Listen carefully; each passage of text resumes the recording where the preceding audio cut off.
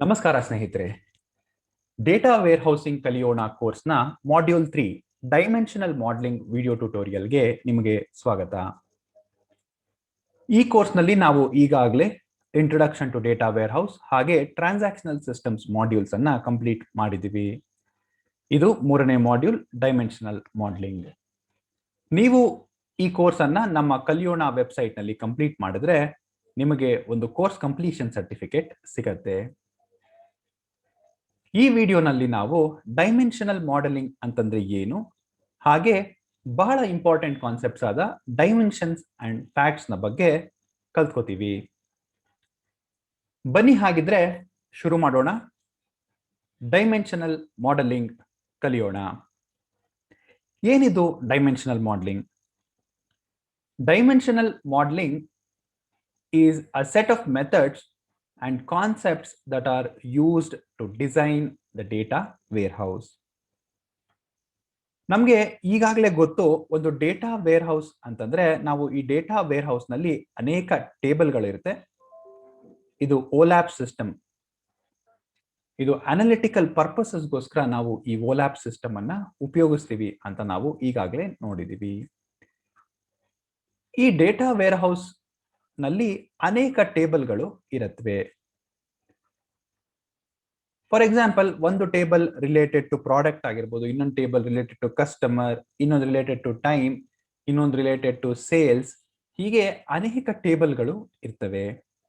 ಈ ಟೇಬಲ್ಗಳನ್ನ ಹೇಗೆ ಒಂದಕ್ಕೊಂದು ಜಾಯಿನ್ ಮಾಡೋದು, ಅಗ್ರಿಗೇಷನ್ ಸೆಟ್ ಮಾಡೋದು ಹೇಗೆ, ಹೀಗೆ ಒಂದಿಷ್ಟು ಕಾನ್ಸೆಪ್ಟ್ಸ್ ಅನ್ನ ಉಪಯೋಗಿಸಿ, ಮೆಥಡ್ಸ್ ಅನ್ನ ಉಪಯೋಗಿಸಿ ನಾವು ಅದನ್ನ ಮಾಡೆಲ್ ಮಾಡ್ತೀವಿ.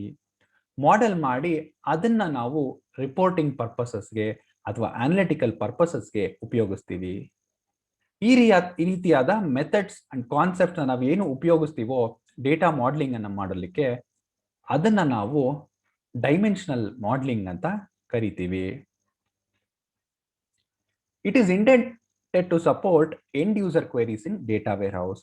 ಬೇಸಿಕಲಿ ಡೇಟಾ ವೇರ್ ಹೌಸ್ ನ ಉಪಯೋಗಿಸೋದೇ ನಾವು ಅನಾಲಿಟಿಕಲ್ ಪರ್ಪಸ್ಗೋಸ್ಕರ. ಎಂಡ್ ಯೂಸರ್ ಅಂದ್ರೆ ಇವಾಗ ನಾನೊಂದು ರಿಪೋರ್ಟ್ ಕ್ರಿಯೇಟ್ ಮಾಡಬೇಕು, ರಿಪೋರ್ಟ್ ಅನ್ನು ಉಪಯೋಗಿಸ್ಬೇಕು ಅಂತಂದ್ರೆ, ರಿಪೋರ್ಟ್ ಡೇಟಾವನ್ನ ನೋಡ್ಬೇಕು ಅಂದ್ರೆ ನಾನು ಎಂಡ್ ಯೂಸರ್ ಆಗ್ತೀನಿ. ನಾವು ಡೇಟಾ ವೇರ್ ಹೌಸ್ ಅನ್ನ ಕ್ರಿಯೇಟ್ ಮಾಡೋದೇ ಈ ಎಂಡ್ ಯೂಸರ್ ಕ್ವೇರೀಸ್ ಅನ್ನ. ಎಂಡ್ ಯೂಸರ್ ಏನಾದ್ರು ಕ್ವೇರಿ ಅಂದ್ರೆ ಕ್ವಶನ್ಸ್, ಏನಾದ್ರೂ ಕ್ವೇರೀಸ್ ಅನ್ನ ಪಾಸ್ ಆನ್ ಮಾಡಿದಾಗ ಅದನ್ನ ಡೇಟಾ ರಿಟ್ರೀವ್ ಮಾಡಿ ನಮ್ಗೆ ಡೇಟಾ ವೇರ್ ಹೌಸ್ ಕೊಡುತ್ತೆ. ಈ ಡೇಟಾ ಮಾಡೆಲಿಂಗ್ ನಾವು ಮಾಡೋದೇ ಈ ಕ್ವೇರಿಯನ್ನ ರಿಟರ್ನ್ ಮಾಡೋದಕ್ಕೆ, ಸಪೋರ್ಟ್ ಮಾಡೋದಕ್ಕೆ. Understandability and performance are given importance while designing.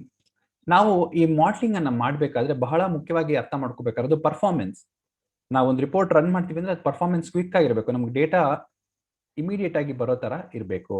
And ಅಂಡರ್ಸ್ಟ್ಯಾಂಡಬಿಲಿಟಿ, ಒಂದಕ್ಕೊಂದು ಡೇಟಾವನ್ನ ಲಿಂಕ್ ಮಾಡಿದಾಗ ನಾವು ಅದರ ಅರ್ಥವನ್ನ ಕಳ್ಕೋಬಾರ್ದು. ನಮ್ಗೆ ಆ ಡೇಟಾವನ್ನ ನೋಡಿದ ತಕ್ಷಣ ಈಸಿಯಾಗಿ ಅರ್ಥ ಆಗ್ಬೇಕು. ಆ ತರ ನಾವು ಡಿಸೈನ್ ಮಾಡುವಾಗ ಅದನ್ನ ಗಮನದಲ್ಲಿ ಇಟ್ಕೊಂಡಿರ್ಬೇಕು. Dimensional modelling uses facts and dimension tables. Very important point ಆಗತ್ತೆ ಇದು. ಡೇಟಾ ಮಾಡೆಲಿಂಗ್ ಅಂತ ನಾವು ಬೇಸಿಕಲಿ ಕರಿತೀವಿ. ಈ ಡೇಟಾ ಮಾಡೆಲಿಂಗ್ಗೆ ನಾವು ಫ್ಯಾಕ್ಟ್ಸ್ ಅಂಡ್ ಡೈಮೆನ್ಷನ್ಸ್ ಅನ್ನ ಉಪಯೋಗಿಸ್ತೀವಿ. ನಾವು ಟೇಬಲ್ಸ್ ಅನ್ನ ಎರಡು ವಿಧವಾಗಿ ಫ್ಯಾಕ್ಟ್ಸ್ ಅಂಡ್ ಡೈಮೆನ್ಷನ್ಸ್ ಅಂತ ವಿಂಗಡಣೆ ಮಾಡಿ ಅದನ್ನ ಡೇಟಾ ಮಾಡೆಲ್ ಸ್ಟೋರ್ ಮಾಡಿ ಅದನ್ನ ನಾವು ಮಾಡೆಲಿಂಗ್ ಉಪಯೋಗಿಸಿದಾಗ ಅದನ್ನ ಡೈಮೆನ್ಷನ್ ಮಾಡೆಲಿಂಗ್ ಅಂತ ಕರಿತೀವಿ. ಫ್ಯಾಕ್ಟ್ಸ್ ಅಂಡ್ ಡೈಮೆನ್ಷನ್ಸ್ ಅನ್ನೋದು ಎರಡು ರೀತಿಯಾದ ಟೇಬಲ್ಗಳು. ಆ ಟೇಬಲ್ಗಳನ್ನ ಉಪಯೋಗಿಸಿ ನಾವು ಡೈಮೆನ್ಷನಲ್ ಮಾಡೆಲಿಂಗ್ ಅನ್ನ ಮಾಡ್ತೀವಿ. ಹಾಗಿದ್ರೆ ಏನಿದು dimension table and fact table ಅನ್ನೋದನ್ನ ನೋಡೋಣ. ಮೊದಲಿಗೆ dimension table. Dimension table stores the attributes that describe the objects in a fact table. ನಾವು ಫ್ಯಾಕ್ಟ್ ಟೇಬಲ್ ಅನ್ನು ನೋಡೋದಕ್ಕೂ ಮೊದಲು ಈ ಡೈಮೆನ್ಷನ್ ಟೇಬಲ್ ಏನ್ನ ಸ್ಟೋರ್ ಮಾಡುತ್ತೆ ಅಂತಂದ್ರೆ, ಒಂದು ಆಬ್ಜೆಕ್ಟ್ ಇದೆ ಅಂತ ಇಟ್ಕೊಳ್ಳಿ. ಒಂದು ಆಬ್ಜೆಕ್ಟ್, ಫಾರ್ ಎಕ್ಸಾಂಪಲ್ ಯಾವುದೋ ಒಂದು ಪ್ರಾಡಕ್ಟ್ ಇದೆ. ಆ ಪ್ರಾಡಕ್ಟ್ ನ attributes of N object. Attributes ಅಂದ್ರೆ ಏನಾಗಿರ್ಬೋದು? ಅದರ ನೇಮ್, ಅದರ ID, ಅದರ ಬ್ಯಾಚ್ ನಂಬರ್, ಈ ರೀತಿಯಾದ ಆ ಪ್ರಾಡಕ್ಟ್ ಯಾವ ಬ್ರ್ಯಾಂಡ್ದು, ಈ ರೀತಿಯಾದಂತ ಆಟ್ರಿಬ್ಯೂಟ್ಸ್ ಅದಕ್ಕೆ ಇರತ್ತೆ. ಆ ಆಟ್ರಿಬ್ಯೂಟ್ಸ್ ಅನ್ನ ಸೇವ್ ಮಾಡೋದು ಡೈಮೆನ್ಷನ್ ಟೇಬಲ್ ನಲ್ಲಿ. ಒಂದು ಕಸ್ಟಮರ್ ಅಂತ ತಗೊಂಡ್ರೆ ಕಸ್ಟಮರ್ ಇಸ್ ಅನ್ ಆಬ್ಜೆಕ್ಟ್. ಆ ಕಸ್ಟಮರ್ಗೆ ಒಂದು ನೇಮ್ ಇರುತ್ತೆ, ಒಂದು ಕಸ್ಟಮರ್ ID ಇರುತ್ತೆ, ಕಸ್ಟಮರ್ ಫೋನ್ ನಂಬರ್ ಇರುತ್ತೆ, ಕಸ್ಟಮರ್ ಸಿಟಿ ಇರುತ್ತೆ, ಕಸ್ಟಮರ್ ಜೆಂಡರ್ ಇರುತ್ತೆ. ಇವೆಲ್ಲವೂ attributes of that object. So ಅದನ್ನ ಸ್ಟೋರ್ ಮಾಡೋದು ಒಂದು ಟೇಬಲ್ ನಲ್ಲಿ. ಆ ಟೇಬಲ್ನ ನಾವು ಡೈಮೆನ್ಷನ್ ಟೇಬಲ್ ಅಂತ ಕರಿತೀವಿ. ಇಲ್ಲೊಂದು ಎಕ್ಸಾಂಪಲ್ ನೋಡೋದಾದ್ರೆ ಕಸ್ಟಮರ್ ಟೇಬಲ್. ನಾನು ಹೇಳ್ದಂಗೆ ನೋಡಿ, ಕಸ್ಟಮರ್ ಟೇಬಲ್ ನಲ್ಲಿ ಕಸ್ಟಮರ್ ID ಇದೆ, ನೇಮ್ ಇದೆ, ಸಿಟಿ, ಜೆಂಡರ್, ಎಜುಕೇಶನ್. ಇದು ಈ ಕಸ್ಟಮರ್ನ ಆಟ್ರಿಬ್ಯೂಟ್ಸ್ ಅನ್ನ ಡಿಸ್ಪ್ಲೇ ಮಾಡ್ತಾ ಇದೆ. ಕಸ್ಟಮರ್ ನೇಮ್ ನೋಡಿ, ರಾಜೇಶ್ ಅನ್ನೋ ಕಸ್ಟಮರ್ದು ಆಟ್ರಿಬ್ಯೂಟ್ಸ್ ಇದು. ಸಿಟಿ, ಅವರ ಜೆಂಡರ್, ಅವರ ಎಜುಕೇಶನ್, ಇವೆಲ್ಲವನ್ನ ಈ ಟೇಬಲ್ ನಲ್ಲಿ ಸ್ಟೋರ್ ಮಾಡ್ಕೊಂಡಿರೋದಕ್ಕೆ ನಾವು ಇದನ್ನ ಡೈಮೆನ್ಷನ್ ಟೇಬಲ್ ಅಂತ ಕರಿತೀವಿ. Dimension table has a primary key and the attributes of the object. ನೋಡಿ, ಕಸ್ಟಮರ್ ಟೇಬಲ್ ಎಕ್ಸಾಂಪಲ್ ತಗೊಂಡ್ರೆ ಈ ಡೈಮೆನ್ಷನ್ ಟೇಬಲ್ ಅಲ್ಲಿ ಒಂದು ಪ್ರೈಮರಿ ಕೀ ಇದೆ. ಕಸ್ಟಮರ್ ಐಡಿನೇ ಪ್ರೈಮರಿ ಕೀ. ಈ ಪ್ರೈಮರಿ ಕೀ ವ್ಯಾಲ್ಯೂಸ್ ಹಾಗೆ ಆಬ್ಜೆಕ್ಟ್ ಆಟ್ರಿಬ್ಯೂಟ್ಸ್ ಇದರಲ್ಲಿ ಸೇವ್ ಆಗಿದೆ. ಸೊ ಇದನ್ನ ನಾವು ಡೈಮೆನ್ಷನ್ ಟೇಬಲ್ ಅಂತ ಕರಿತೀವಿ. Dimension table stores the attributes that describe the objects in a fact table. ಅಥವಾ ನಾವು ಇದನ್ನು ಸಿಂಪಲ್ ಆಗಿ ಹೇಳಬೇಕಂದ್ರೆ dimension table stores the attributes that describe the object ಅಂತ ಹೇಳ್ಬೋದು. ಇನ್ ಅ ಫ್ಯಾಕ್ಟ್ ಟೇಬಲ್ ಅಂತ ಯಾಕೆ ಹಾಕಿದೀವಿ ಅಂತಂದ್ರೆ, ಫ್ಯಾಕ್ಟ್ ಟೇಬಲ್ ಅಲ್ಲಿ ಇರುವಂತ ಆಬ್ಜೆಕ್ಟ್ಸ್ ನ ಆಟ್ರಿಬ್ಯೂಟ್ಸ್ ಇಲ್ಲಿ ಹೇಳುತ್ತೆ. ಅಂದ್ರೆ ಫ್ಯಾಕ್ಟ್ ಟೇಬಲ್ ನಲ್ಲಿ ಏನಿರುತ್ತೆ ಈಗ ನೋಡೋಣ. Fact table stores the numeric values or measurements of the object. A fact table ಅನ್ನೋದು ನ್ಯೂಮರಿಕ್ ವ್ಯಾಲ್ಯೂಸ್ ಇರುತ್ತೆ, ಫ್ಯಾಕ್ಟ್ಸ್ ಇರುತ್ತೆ, ಅಥವಾ ಮೆಜರ್ಮೆಂಟ್ಸ್ ಅಂತ ಹೇಳ್ಬೋದು, ಮೆಜರ್ಮೆಂಟ್ಸ್ ಆಫ್ ದ ಆಬ್ಜೆಕ್ಟ್ ಇರುತ್ತೆ. ಅಂತ ಟೇಬಲ್ ಅನ್ನ ಫ್ಯಾಕ್ಟ್ ಟೇಬಲ್ ಅಂತ ಕರಿತೀವಿ. ನೋಡಿ, ಒಂದು ಆಬ್ಜೆಕ್ಟ್ ಇದೆ ಅಂದ್ರೆ ಅದರ ಆಟ್ರಿಬ್ಯೂಟ್ಸ್ ಅನ್ನ ಸ್ಟೋರ್ ಮಾಡೋದು ಡೈಮೆನ್ಷನ್ ಟೇಬಲ್, ಅದರ ಮೆಜರ್ಮೆಂಟ್ಸ್ ಅನ್ನ ಸ್ಟೋರ್ ಮಾಡೋದು ಒಂದು ಫ್ಯಾಕ್ಟ್ ಟೇಬಲ್. ಸಿಂಪಲ್ ಎಕ್ಸಾಂಪಲ್ ಕೊಡ್ಬೇಕು ಅಂದ್ರೆ, ಈಗ ಕಸ್ಟಮರ್ ತಗೊಂಡ್ವಿ ನಾವು ಎಕ್ಸಾಂಪಲ್ ಅಲ್ಲಿ. Customer name, customer gender, customer education, ಇದೆಲ್ಲ ಆಟ್ರಿಬ್ಯೂಟ್ಸ್ ಒಂದು ಕಸ್ಟಮರ್ದು. ಅದೇ ನಾವು ಕಸ್ಟಮರ್ ಮೆಜರ್ಮೆಂಟ್ಸ್ ಏನು, ನ್ಯೂಮರಿಕ್ ವ್ಯಾಲ್ಯೂಸ್ ಏನು, ಅವರ ಏಜ್, ಅವರ ಹೈಟ್, ಅವರ ವೆಯ್ಟ್, ಅವರ ಸ್ಯಾಲ್ರಿ, ಇವೆಲ್ಲವೂ ಒಂದು ಮೆಜರ್ಮೆಂಟ್ಸ್ ಆಗತ್ತೆ, ನ್ಯೂಮರಿಕ್ ವ್ಯಾಲ್ಯೂಸ್ ಆಗತ್ತೆ. ಅದನ್ನ ನಾವು ಸ್ಟೋರ್ ಮಾಡುವಂಥದ್ದು ಫ್ಯಾಕ್ಟ್ ಟೇಬಲ್. ಇಲ್ಲಿ ಎಕ್ಸಾಂಪಲ್ ಅನ್ನು ನೋಡಿದ್ರೆ ಸೇಲ್ಸ್ ಫ್ಯಾಕ್ಟ್ ಟೇಬಲ್. ಒಂದು ಅಂಗಡಿಯಲ್ಲಿ ಎಷ್ಟು ಸೇಲ್ಸ್ ಆಗ್ತಿದೆ ಅನ್ನೋದನ್ನ ಈ ಟೇಬಲ್ ನಲ್ಲಿ ಸ್ಟೋರ್ ಮಾಡಿದ್ದಾರೆ.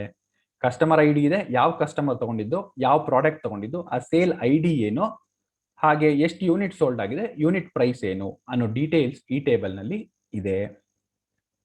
ನೋಡಿ, ಇಲ್ಲಿ ಬರೀ ನ್ಯೂಮರಿಕ್ಸ್ ಮಾತ್ರ ಇದೆ, ನ್ಯೂಮರಿಕಲ್ ವ್ಯಾಲ್ಯೂಸ್ ಮಾತ್ರ ಸ್ಟೋರ್ ಮಾಡುವಂತದ್ದು ಫ್ಯಾಕ್ಟ್ ಟೇಬಲ್. ಇಲ್ಲಿ ಯಾವುದೇ ಆಟ್ರಿಬ್ಯೂಟ್ಸ್ ನಿಮಗೆ ಕಾಣಿಸ್ತಾ ಇಲ್ಲ, ಬರೀ ಮೆಜರ್ಮೆಂಟ್ಸ್ ಅಥವಾ ನ್ಯೂಮರಿಕ್ ವ್ಯಾಲ್ಯೂಸ್ ಮಾತ್ರ ಇಲ್ಲಿ ಕಾಣ್ತಾ ಇದೆ. ಆ fact table has facts and primary key and foreign keys to dimension table.